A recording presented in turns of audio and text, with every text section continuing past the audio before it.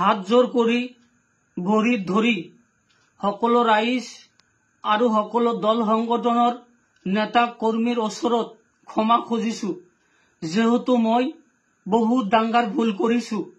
আৰু সেইটো ভুল হল গৰিমা গাৰ্গে বাইদেউক জালুকবাৰী সমষ্টিৰ পৰা নিৰ্বাচন খেলাৰ কথা কৈছিলো। ইনশাল্লাহ আপোনালোকে মোক ক্ষমা কৰি দিয়ক। মই ৱাদা কৰিছো এনেকুৱা কথা মোৰ জিন্দগীত কেতিয়াও আৰু নকওঁ। মই ফেচবুকত দেখিবলৈ পাৰিছিলো এজন ব্যক্তিয়ে গৰিমা গাৰ্গে বাইদেউক বিজেপিৰ বিৰুদ্ধে নিৰ্বাচন খেলাৰ কথা কৈ আছে। এইটো ভিডিঅ' দেখি মই হয়তো ভিডিঅ'টো বনাইছিলো আৰু আপলোড কৰিছিলো।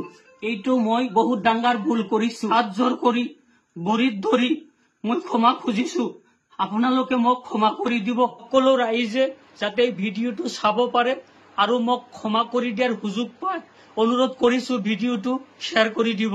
আসসালামু আলাইকুম, নমস্কাৰ। শ্ৰদ্ধেয় অসমবাসী ৰাইজ, মই ছচিয়েল মিডিয়াত দেখিবলৈ পাৰিছিলো এজন ব্যক্তিয়ে গৰিমা গাৰ্গাক বিজেপিৰ বিৰুদ্ধে ইলেকশ্যন খেলাৰ কথা কৈ আছে।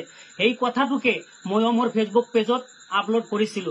এই ভিডিঅ'টো মুখ্যমন্ত্ৰী মহোদয় অল অসমত ভাইৰেল কৰি দিলে। হয়তো এই সময়ত এই কথাটো কোৱা মোৰ ভুল হৈছে।